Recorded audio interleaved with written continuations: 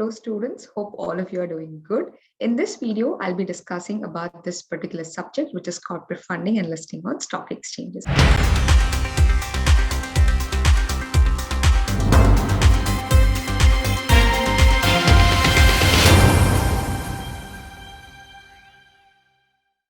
This particular subject is a part of the module 3 in the CS professional program.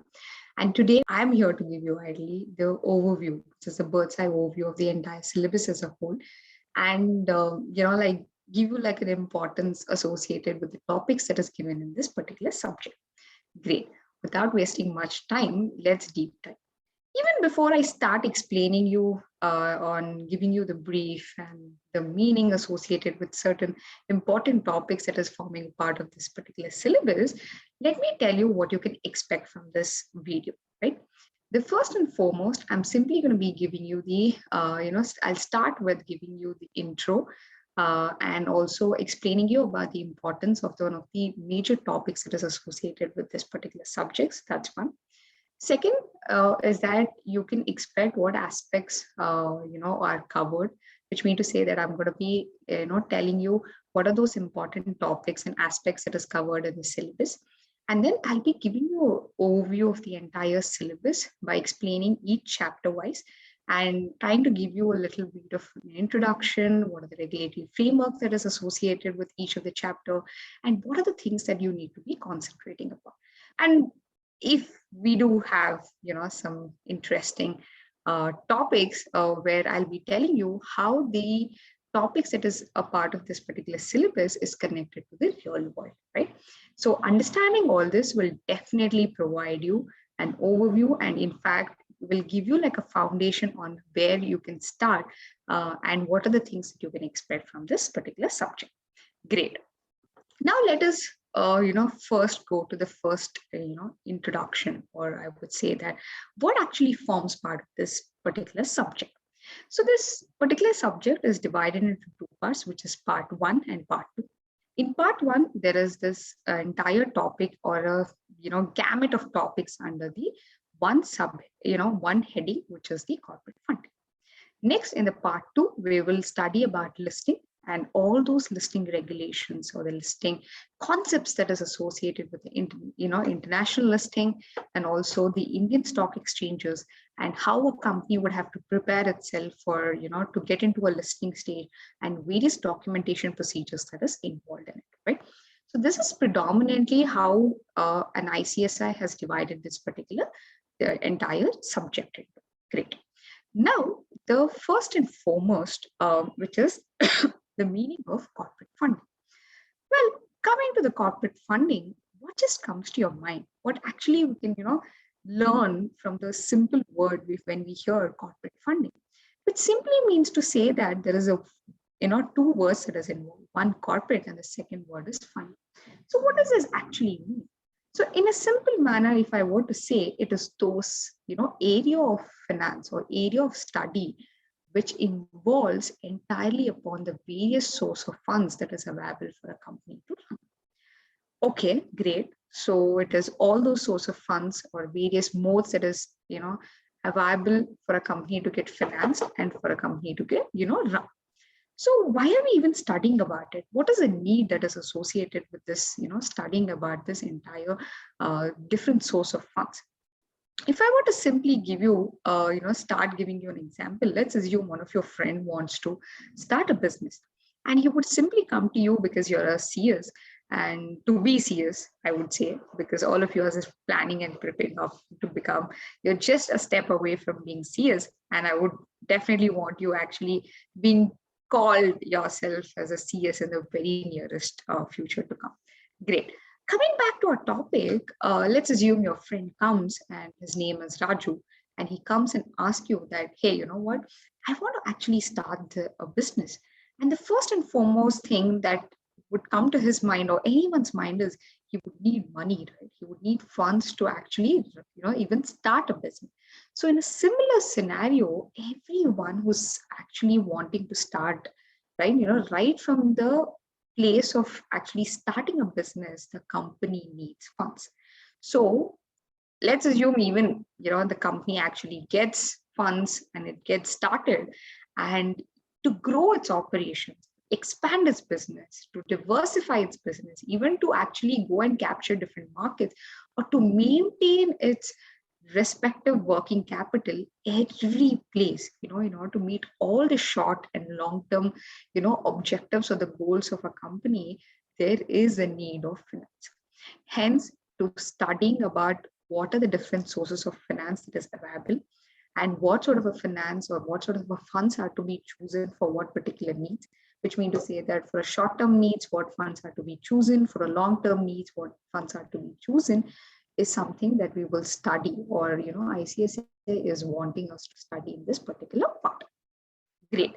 So if simply were to understand, corporate funding is simply the area of finance which includes a different source, or which will allow us to learn about different source of funds.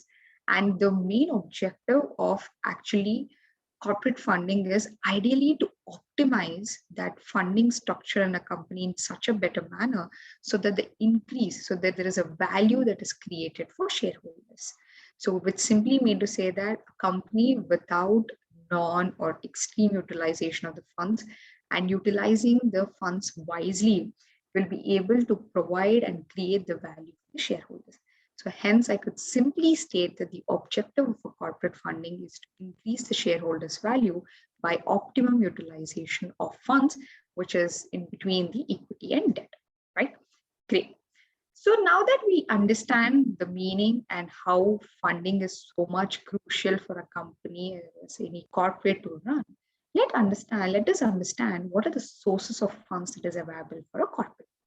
So I would actually, someone who probably would even ask this question would simply come out with say that, hey, you know what, there are like two different sources of funds, which is like predominantly, that is broadly we can categorize that as equity and debt.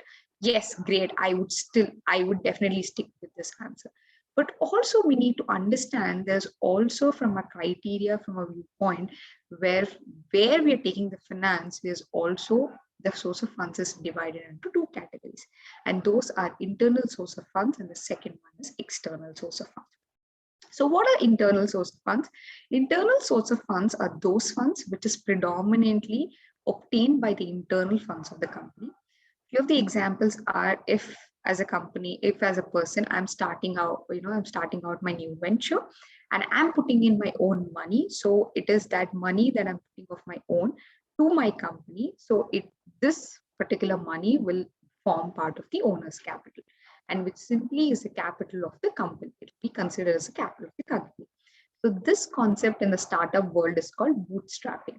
So one of the examples, if you have heard, one of the best examples for us to actually know is that Zerodha, which is, of course, a financial platform, which you understand, which facilitates the trading and everything, is one of the best example for bootstrap business, right? Well, great. So, coming back to the topic of, funding internally, as I told you, one, putting in your own money, which is the owner's capital, is one of the type of, internal funds. Another one is actually whatever is a reserve that is available for the profit, and, using that and putting the same money into the business back is again an internal source of funds. Or otherwise selling the company's own assets, and, whatever the realization or the, any sale proceeds that you make out of it and putting in the business of the company is actually yet another internal source of funds. Next, coming to the external source of fund, by the name itself, we can simply mention it is that funds that is available or that we take from an external individuals. So this could be anyone, right? It could be private equity. It could be anything from the way of bank financing. It could be anything from the way of, we taking a debt from the government. Anything that we are taking from an external source other than the internal source will be the external source of funds. Now, with our favorite, of course, is a broad category, equity and debt. Of course, you're aware already what is an equity, what is a debt. If I were to simply give you an understanding of it, debt is something that a company simply borrows or takes the money or takes the capital into its, into its operation with a condition to agree that I will repay, or company will repay that particular amount in certain period of time along with certain interest. So there is a repayment clause or a repayment condition associated with taking that particular money into the company. Now, in case of an equity, there is no such repayment clause. So it's simply once that particular money comes into you, it'll simply become the money of the company, and you can simply put this particular money to the different needs based on the requirements of your organization. So this is broadly the sources of funds. Of course, about all these sources is what we're going to be studying in this particular subject. Right. Now we understood the intro, the importance associated with why funding is super crucial for a company, and without which what are the effects that we have, and what are the sources of funding that is available for what are the source of funding that we learned about, which is the internal external source and also the equity and debt. Great. Now the next question that comes is why ICSA wants us to study this subject, and how as a CS professional, we, by learning this particular topics, how we can actually contribute, in our careers, or how we can actually contribute to the corporate world, right? So, well, I'll simply give you, one of the examples or real world, examples that's happening actually in a day in, day out scenario, right? So this was very recent, maybe like a news of yesterday or day before. Is that what we heard? Our Prime Minister of our country noted down, and he gave his view upon the startup world. That he also spoke about the Indian startup world reaching the 100 unicorn stage, right? So what he mentioned was that the potential of the startup. He mentioned that in today's scenario, the startup of India is representing almost, how do I say, it's almost representing the new spirit of India. That's what he mentioned. Along with that, he did even stress upon that, see, it's these startups which will have the potential to grow our economy to the highest stage. And what is that actually in it? What is that actually in these startups? If you were to even refer or kind of simply been hearing, I guess, in the recent news, is that this company going on to become a unicorn, this particular startup going to become, like going to an IPO, and it's making so much money, or it's, giving so much money to its investors. So what does this all mean, right? It's all in the concept of funding, which simply mean to say that all the startup at one stage wanted funds, and they tried accessing funds in a different particular segment. And now the last stage, I would simply not say the last stage, but one of the eminent or the prestigious stage where they come in and access the public funds is when they go, to listing, and they go to the stock exchanges. So hence, if you can simply understand how is this corporate world growing, and imagine, all these corporates or all these startups is wanting funds, and they want a professional, to guide them through what are the various sources of funds that is available in the corporate scenario, what are the procedural guidelines associated with each of the funds, what are the pros and cons, what is the suitability of it to the various different needs of the businesses, and then again the entire regulatory or legal framework associated with it is what the company wants you to give them the guidance and advice upon. So hence the entire objective of an ICSA giving this particular topic, like, all those gamut of topics under this heading, which is corporate funding, is for you to know, especially what are the different sources of funds that is available in the today's market, what are the pros and cons associated with it, how suitable are they for different needs, and what is a legal framework or a regulatory framework that is associated with the various sources of funds that is available in the market, so that you are well equipped enough to guide corporates, even as a person who's just in the corporate working as a full-time professional or as a consultant also, to guide them and give them an advice towards where they should be heading, right? So this is predominantly that I wanted to give you an intro and importance associated with the corporate funding, and why you can actually consider this particular topic is super important for you to learn, and why ICSA wants you to learn this particular entire topic as a whole. Now coming to the second part, which is part 2, that is listing on stock exchanges. In this part, what we exactly learn, right? And what does exactly the listing mean? Of course, you've already studied about about different instruments that is associated in the capital markets, what are the different intermediaries that is there, and you would have even learned about various instruments, the process and everything. So I would definitely not go into it. Now, I would simply state that what a listing would be. So if you were to, simply ask yourself, or of course, we have learned about the definition of a listed company. So what does it actually say? It is that company which has got its securities listed on the stock exchanges. And that is that company which is called as a listed company. That's what it's, right? So what does this mean? So let's assume today a company is a private company and it's closely held. And if it wants to take its securities and get its securities listed on the stock exchange, the process of doing so is the listing, right? And the first time when it goes and wants to list its security is the process, or it's actually called as an IPO, which is the initial public offer. It is the very first time a company go and access the funds of the public. So this particular entire process is a stage, which is a stage of significance, stage of growth, stage of, in a very important event for a company, in a company's entire journey. Because right from just being started out at a very small place or with a very small idea to actually growing and trying to take the funds from the different venture capitalists, private equities, and different other sources, and also for that matter, even debt funding that involved from being able to access bank guarantees, term loans, or taking different or issuing different instruments like commercial papers, debentures, and everything. After doing all these things, right? The very first time the company goes and lists itself and lists its securities, it's the IPO. So it is that stage, which is the stage of the stage of pride for a company. And in fact, we recently have seen a lot of companies going public, and these were those companies which simply did not exist, or even someone did not even think of having to have an existence a couple of years before.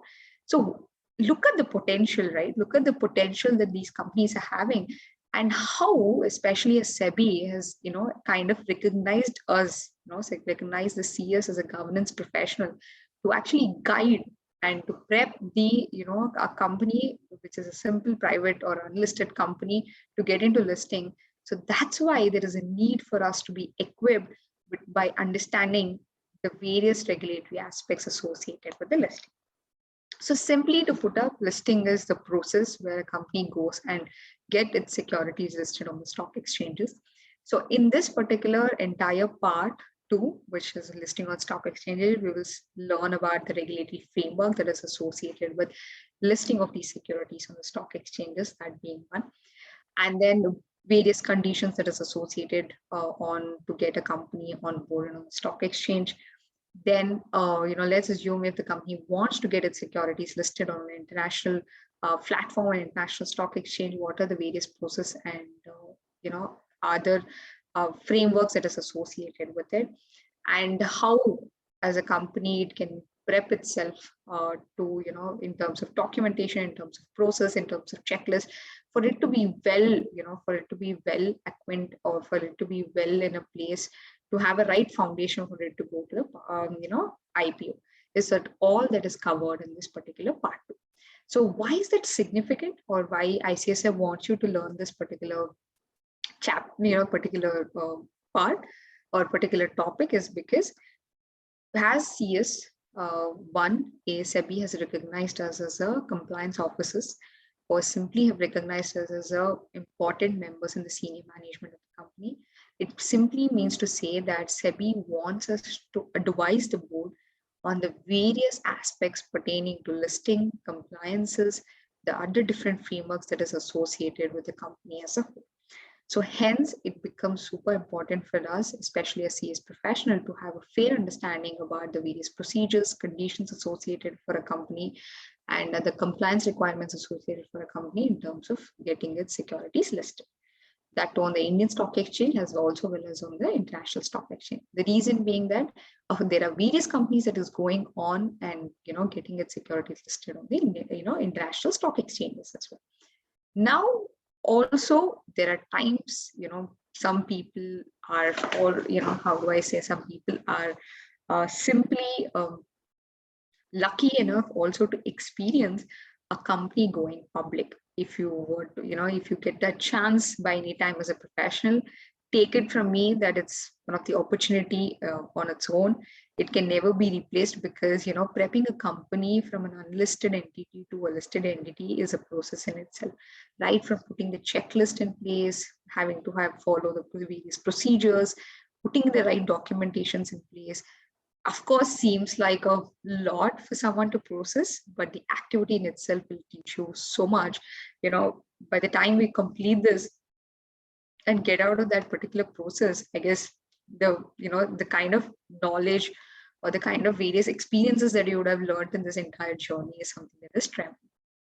Now, with this as a background, ICSS simply wants you to learn this, is because it is so much happening in the real world, guys. When you just go out from here, there's high chances that you might be placed in a corporate that is wanting to go to, wanting to get its securities listed in a couple of months or a couple of years to come. Or for that matter, if you join as a consultant or start practicing on your own, there are different companies which would actually come up to you and ask your guidance on certain aspects, right? So with all of this in the background, this is simply to tell you that why listing is important, and why for you to understand the various aspects related to listing is super important, because you are in a position, you will be asked in a position to guide a company on each and every aspects pertaining to listing. So that's entirely about part 2, that on an intro, importance, and why ICSA wants you to study, and how well is these topics connected in the real world. So the next particular thing that we will be discussing is I will be breaking down the syllabus and giving you the overview about each and every lesson.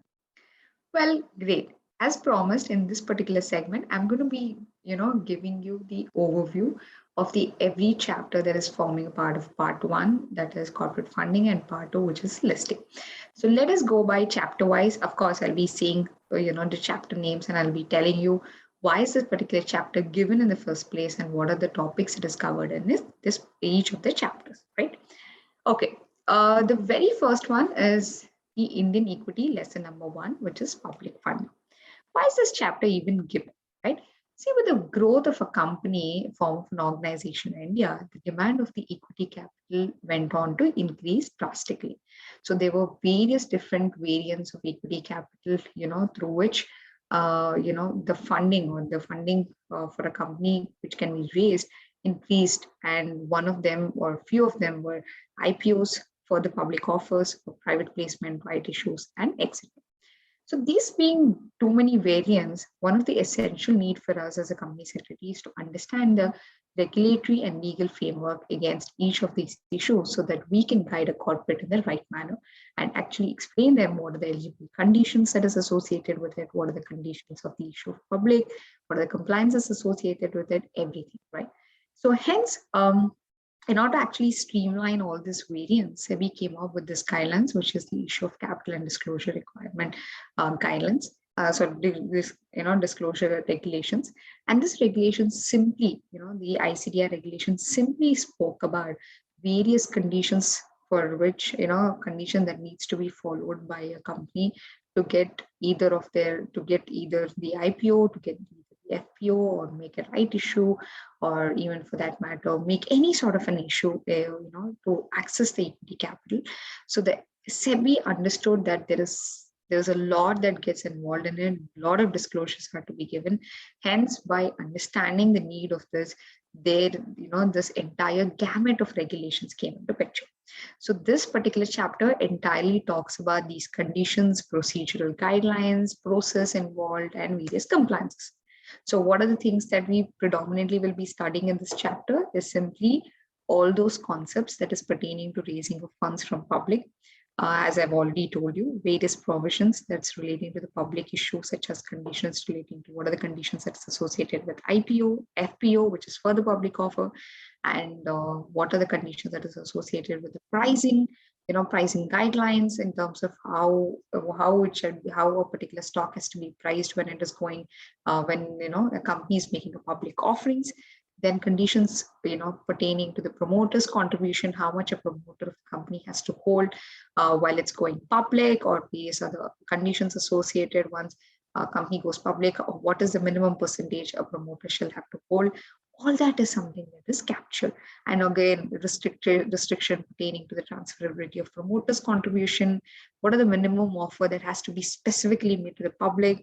Any reservations, disclosures, conditions, and compliances, all that is associated with the entire different variants of equity capital is what is captured in this first lesson, that is Indian equity, that is public funding. The next one is lesson 2, which is REIT, that is Real Estate Investment Trust. So if I were to simply give you an understanding what a REIT is simply nothing but a structure which allows individuals or corporate houses to invest in commercial real estate with even the smallest of the amount, right? So if you've heard, your parents telling, or your brothers or sisters or your relatives telling, to invest in real estate, you got to, have a good amount of money, right? The quantum of money that you want to invest in a real estate is quite high enough number. So it cannot be started like how we started mutual funds with 2,000, 3,000, 5,000, or even for that matter, even 500 rupees. That can't be done because the value of real estates are that huge. So hence the investment, so there's this mode of investment came where it emerged in USA, this concept of REITs emerged in USA, where there was the, funds or the trusts that were created to access the funds from the various institutions and individuals, so that all this money is put into a commercial real estate properties, and whatever is the rental income or any other income that is associated or coming from this estates, commercial estates or commercial properties will be distributed among the investors. So this concept, to pay away to this concept and get this concept in India, SEBI actually introduced this REIT regulations per se, which entirely talked about, or even talking about currently also, that various other conditions associated for a REITs. What are exactly REITs? What are the pros and cons associated with it, and various other regulatory and procedural requirements forming part of the REITs. So in this particular, chapter, we will be simply studying about the various important concepts associated with REIT, and what are the different important conditions associated or forming part of the SEBI, that is Real Estate Investment Trust Regulation 2014, and issue and listing of these units, that is forming part of the REITs, and guidelines for the public issue of the units of the REITs, and various other important concepts. The next is a very similar chapter to REIT, which is infrastructure investment trust. So as I've already told you, the structure of InvIT is very similar to REIT. The only thing is the source of funds, that is, not source of funds. So the funds that is being raised through this trust is utilized where? It is simply utilized in the infrastructure sector. So there, the money that will be put is in the commercial real estate, whereas in case here, money that will be put, which will be raised by the investor, will be put to the infrastructure sector. So that's predominantly the difference. Of course, there are the various differences that is associated, but if you can simply understand the way, the concept of InvIT becomes super easy. So hence, I would suggest you to read REIT and InvIT together, because these chapters are very similar in nature and saves a lot of time. And you can simply make a comparative analysis between these two chapters, and you can complete both the chapters at one go, right? So what does this lesson cover? It simply makes an attempt to cover the various essential aspects pertaining to SEBI infrastructure investment trust regulations, and key, concepts or key, definition of various parties who's involved in the REITs, eligibility criteria, guidelines for the preferential issue of units by the InvITs, and various other concepts, right? So that's predominantly the lesson 3, that is InvIT, which is infrastructure investment trust. Yeah, there probably might have been a chance where I've mentioned REIT in the place of an InvIT, so please excuse me for that. The next lesson is lesson 4, which is Indian equity private funding. I guess this particular chapter in itself is very close to me. The reason being, again, working in the startup world and following the startup world very closely have made me understand that, the concepts, terminologies, the various, nuances of the startup world is so attractive that, the more even the smallest information looks very fascinating.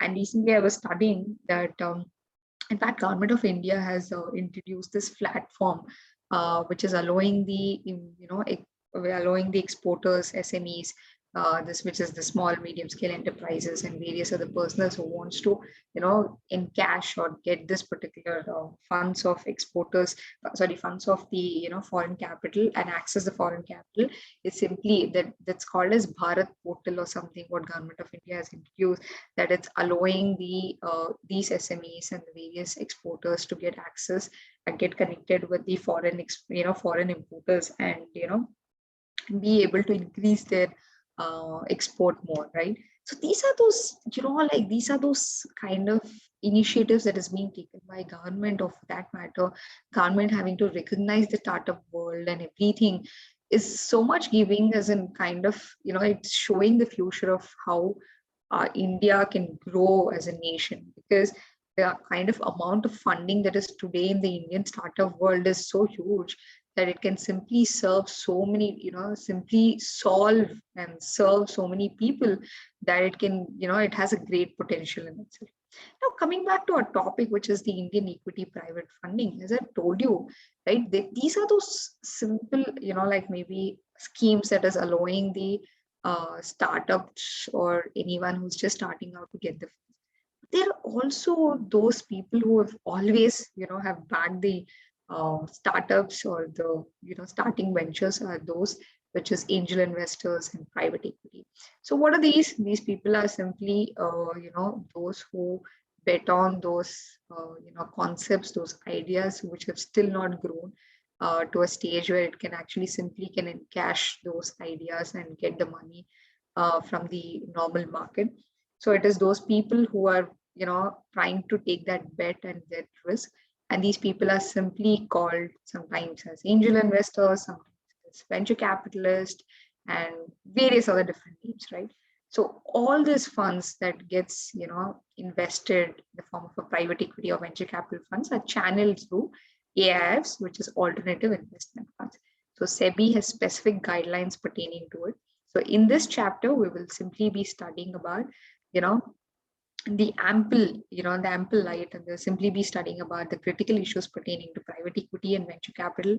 SEBI, as I told you, they've come up with specific guidelines on AIF, which is Alternative Investment Funds Regulation 2012, categories of different AIFs, investment in an AIF, placement memorandum, and various other things associated with it. Great. Next is the lesson 5, which is Indian equity non-fund based. So as I've told you, there are two concepts that you need to understand before I even step into the next lesson overview, that is fund-based and non-fund-based. So what does this mean? So fund-based capital is that which simply allows the flow of funds from one place to another. Let's simply say that, let's assume I want to raise an equity. And to get that money, I simply have to, there's a flow of funds, right? So the investor puts in the money and I issue that respective shares, and there's a flow of funds from an investors into a company. But non-fund based are those where there is no flow of funds per se, but there is simply the instruments that is also involved. So what are these? It could be by the way of ESOP allotment or ESOPs to the employees for the hard work that they've given, or the kind of value addition that they've given to the organization. Or it could simply be a value addition that we're trying to create to our shareholders by the issue of bonus shares, or for that matter, payment of, issue of bonus shares. Not payment of dividend, because even in dividend, we simply will give the extra, there is a flow of funds involved. So which means to say that any benefits that is associated where there is no flow of funds, but it involves certain issue of certain instrument, is non-fund based. And that is forming part of lesson 5, which is Indian equity non-fund based. So as I told you, any company to grow, there are two people or two stakeholders that simply have to, give importance to. One, shareholders, another one is employees, because shareholders have trusted upon them and they've given their money at their difficult times. If you want them to stay with other difficult times or any other good times also, you simply have to provide, pay them the higher dividends, or, give them the extra beneficial shares in the form of a bonus shares. Similarly, in order to kind of give good importance to your workplace, giving them the ESOP, making them feel that they're part of the organization and allowing them to be a part of the success story of your organization simply will provide a company, that kind of an aim and goal to achieve even more higher. So all these are the non-financial incentives because there is no, as I told you, there is no such funds that is involved, but there is definitely a value addition that is created to the shareholders and the employees.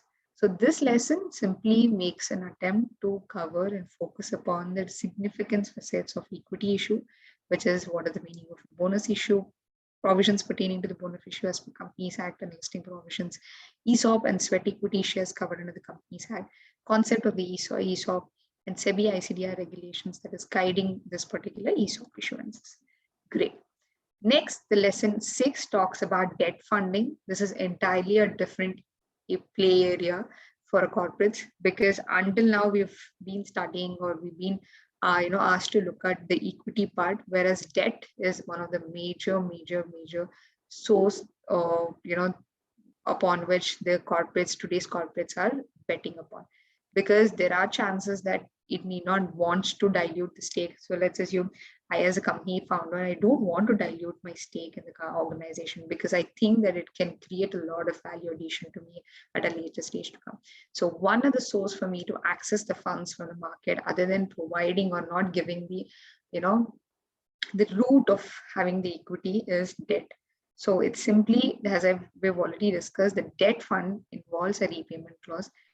Except for that, it comes with a lot of advantages, various modes of debts funds that is available in the today's market. So currently in India, the debt market is divided into two, it comprises of two segments. One is the government securities market, which simply consists of zero coupon bonds, floating rate bonds, central and state government securities, and treasury bills and other things. Whereas in the second part, it is the corporate securities market. It is those securities that is issued by the companies, consisting of financial institution bonds, PSU bonds, debentures, and corporate bonds, and commercial papers, and various other things. Now, keeping in view the importance of debt funding in the Indian capital market, this lesson significantly covers the topics pertaining to debt funding, what is the scenario of debt market in India, various forms of debentures, regulatory framework pertaining to the different debt securities that is available in India, SEBI issue and listing of debt securities by large entities, electronic book mechanisms, and various other concepts pertaining to the debt securities as a whole. Next chapter, which is lesson 7, that is debt funding, Indian fund base, that is government debt and bank finance. As we have already mentioned, in the last chapter, we simply understood more of a government funds and debt securities as an entire debt market as a whole. Here, there is a specific stress given upon for us to understand what are the different forms of government debts and what are the different forms of bank finance that's available for a company. So under the banking finance, if you were to simply take an example, there are various ways through which commercial banks will fund a company, that is through providing the bank guarantee, providing the term loan, providing the working capital demand loan, CC limit, or providing the money against the secure pledge or secure pledge of the various securities or assets of the company. So there are various different roles, right? So commercial banks simply plays an important role in providing the finance and meeting the requirements of the business concerns. So hence, keeping in view of how important the role of a bank is getting played in the debt funding, and especially for the debt funding for a corporate, the various important concepts involving around this is being captured in this particular lesson 7, debt funding, which is Indian fund base. Next is lesson 9, that is foreign funding, instrument and institution. So as we are already aware, in fact, which we'll be even studying in the part 2, that is listing on international stock exchanges, we simply now don't want to restrict ourselves for the raising of capital only to only to that Indian market. We want to even capture and try tapping in the foreign source of funds. So in order to do so, it's super essential for us to understand what are the different instruments through which we can actually get this funds or get this particular source of capital. So it could be by the way of issuance of ADRs, which is American Depository Receipts, or GDRs, Global Depository Receipts, or FCCB, FCEBs, ECB, different forms, right? You call the name, there are different forms to each of it. it's super essential for us to understand the regulatory framework of each of these topics, because it is us as a CS who will be able to guide the company through, if company wants to do, kind of tap into this particular different funds, and how the process and how regulatory framework associated is what we have to guide the company. So this lesson simply covers the various critical facets of foreign funding. It talks about how the foreign funding is being influenced, what are the regulatory framework governing the foreign funding in India, what are each topics, it is external commercial borrowing, depository receipts, and the laws governing each of them, foreign currency convertible bonds, foreign currency exchangeable bonds, all that is captured in this lesson. Next is lesson 10, which is about intercorporate loans and investment and deposit. As I've already told you, the source of funds is so much available for a corporate that it is exhaustive, right? So after having the equity capture, capturing the equity market, capturing the debt market, still certain need of a fund for a company as a whole. And those are those modes. This is covered in this particular lesson, which is the intercorporate loans, investments that a corporate makes into another company, and deposits that corporate will take. But there are specifically the restrictions associated with each of these topics. Hence, it's crucial enough for us to understand from a company's viewpoint, from a SEBI viewpoint, what are the restrictions associated with it, and get an understanding about what are the investment companies are, what are the limits on loans, guarantees, security, and investment, what are the disclosures that needs to be made against each of the security, or when we are planning to issue the securities, and what are the approvals that's required from any regulatory institutions or any, if necessary. Next is lesson 11, which is non-convertible redeemable preference shares. If you're already aware, and I'm sure you're already in the CS professional program, one of the important characteristics of a preference shares is it's simply, there's a preference over the payment of capital over the equity, right? So in case the company is wanting to shut down, there is a preference over the payment of dividend, payment of capital repayment at a later stage to come. And this is those shares that has a, that will be given preference. So there are various concepts, regulatory framework again associated with these preference shares. So this particular, chapter simply try covering the, those issues, procedures involved in redemption and issuance of this preference shares, listing and trading of non-convertible redeemable preference shares, so that all the important topics pertaining to the preference shares are covered in this chapter. Last but not the least of chapter in the corporate funding, which is part 1, that is lesson 12, that is securitization. So simply, if you can see, the entire part 1 is 12 chapters. So the last chapter is securitization, and it's predominantly divided into equity funding, debt funding, and then miscellaneous other source of funds, and last but not the least, securitization. So what is securitization? It's simply converting of the financial assets into securities, and it's one of the most unique way of unique mode of raising capital to the company. The reason being that it's not actually one of the most traditional forms. So it simply actually convert the financial assets into the securities and sell it to them, to the persons who wants to invest in such type of instruments. So there are securitization is a little bit of a complex structure because there are too many parties involved, right from having to create an SPV, which is special purpose vehicle, having to appoint a trustee, will take care of the rights of the investors, and there is credit enhancement clause and various other things that is pertaining to it. So this chapter specifically concentrates upon covering those entire securitization process as a whole, creation of the SPVs, what are the eligibility criteria that needs to be fulfilled for creation of those SPVs, obligations that is associated, and how do we bind up, how do we bind up these schemes, and what are the different procedures and provisions associated with public offer of the securitized debt instrument. So that's predominantly what is covered in part 1, which is the corporate funding segment. Now I'll take a little stop here and tell you that what we learned until so far. See, in the part 1, you can simply expect to understand about various source of funds available under the equity, under the debt, and any other miscellaneous source of funds, right? So that's all that is covered in the part 1. Next, part 2, which is listing on stock exchanges. The reason this entire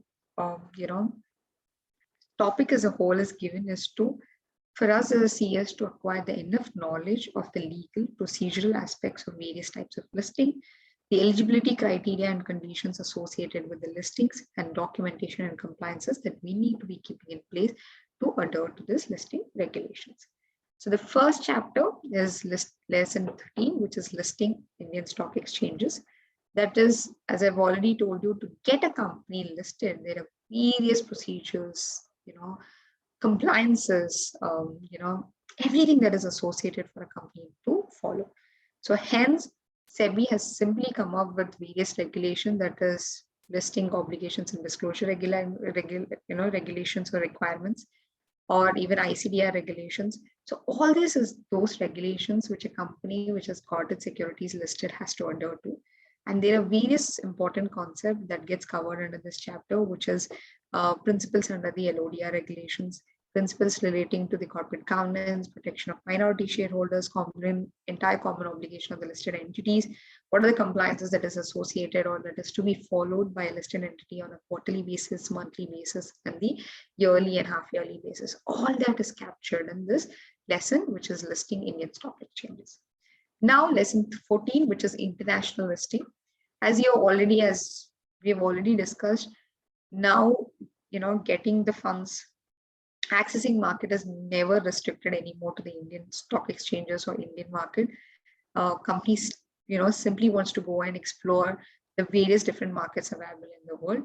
So in order to, do so, it is super important for us to have a brief understanding about what are the different countries, stock exchange that is available in different countries, what are the rules and regulations applicable for listing our securities in that particular stock exchanges. So hence, this chapter, in order to simply support this argument, covers different concepts that's involving in different rules and regulations associated with the capital market of another country, and what are the concepts that is associated with those international listings is what is covered in this lesson. Now the lesson 15, which is preparing a company for an IPO and governance requirement. This is super critical as a CS, I guess. Please read this more from a practical perspective. The reason being is that there are high chances if you go out to be a CS professionals, either if you join for a company or either you join as a consultant or start practicing on your own. There's so much, this particular chapter gives you so much of a practical knowledge associated on how a company has to be prepped up for, to go itself for an IPO. What are the governance requirements it has to follow through? What is that, that thing that you'll see while choosing a merchant bank or forming a particular teams to have to take care of the issue of public offer is everything that is captured in this. So hence, the important topics that gets covered under this chapter is due diligence, concepts pertaining to due diligence, management discussion and analysis, listing regulation. It will simply facilitate us as a company secretary to get conversant with the various laws, rules, and regulations so that we can prep up our company in the best possible manners to get itself to an IPO. Last but not the least, the chapter 16, which is documentation. As we already know, was one of the important things for you to learn as a CS is documentation, keeping your documents clear, or having to keep your organization documents clear, and having to maintain the right SOPs and checklist. Everything to be in place is super critical, because there's minute points which has such a significance. If one thing being missed out of the checklist will have a grave consequences for the company as a whole, right? Because those are the rules and regulations. That is, today's rules and regulations are simply compounding, the kind of fee structure is, like the penalty structure is so high in nature, and there is the remedy that is available towards the non-compliances are very, very harsh, right? Because it will simply not look non-compliance as something that is to be looked easy upon. It will, the regulatory bodies have always taken this non-compliances very seriously. Hence, it becomes super important for us to have a checklist on each of the process that is being followed as a company, and having to have the right SOPs.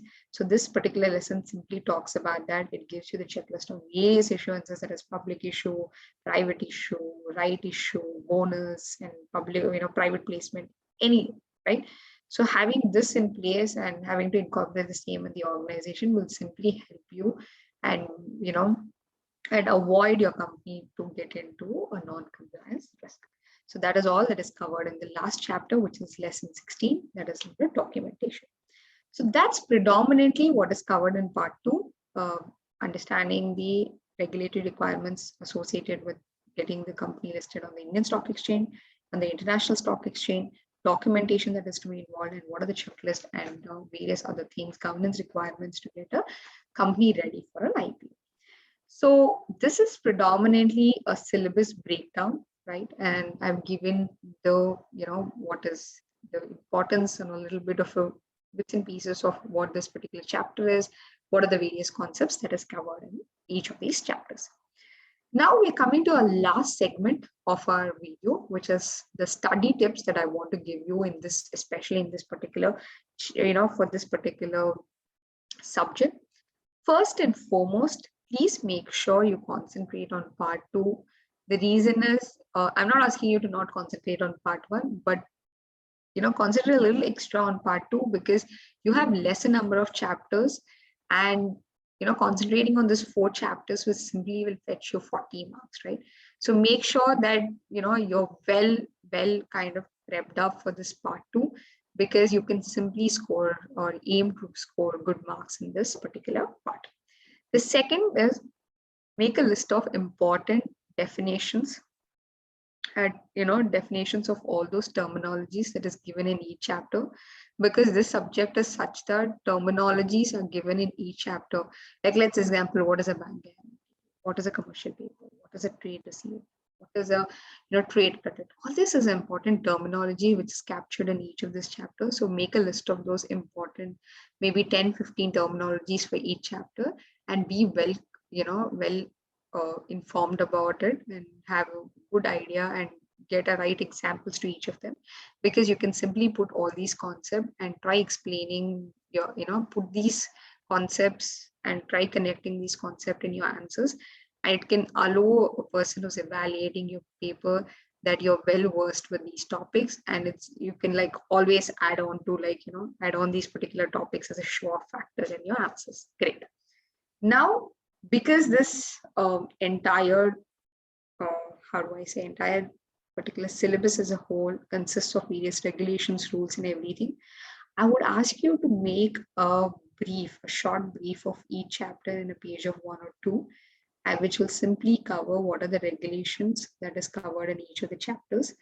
And under each important regulations, make a line of 1 or 2 that what this regulation talks about, because this will help you in one, if you forget something, concepts pertaining to that chapter, and you're not able to recall, just remembering these 2 pages will give you a lot of content to write in your exam. That is one.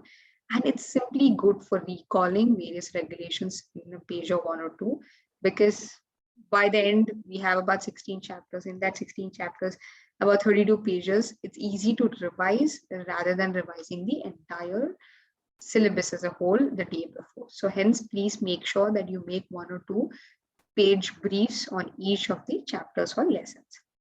Last but not the least, please follow Economic Times, platforms like INC 42, Mint, or any platform that is giving you information about the startup world, the scenario in the capital markets, and what's happening in the SEBI, what's the new rulings that is being given out by the SEBI and everything, because those are those things that examples, if you try putting in your answers, right, that person who's evaluating paper will simply see you as something else than any other student. That student and you will be completely considered very different, because you are trying to keep up and get the understanding of the real world, and putting those real world examples in your answers will make your answers stand out very loud, right? So hence, make sure that you follow it, because it's so much easier if you connect the topics that you're studying to to those concepts or to those activities that is happening in the real world. Because if, let's assume, like you're studying about private equity and you saw that there's one startup getting this particular amount of funding, It's simply like, okay, you can relate, oh, you know what, this is seed funding, this is what I studied about, oh, this is venture capital, this comes under the ELF.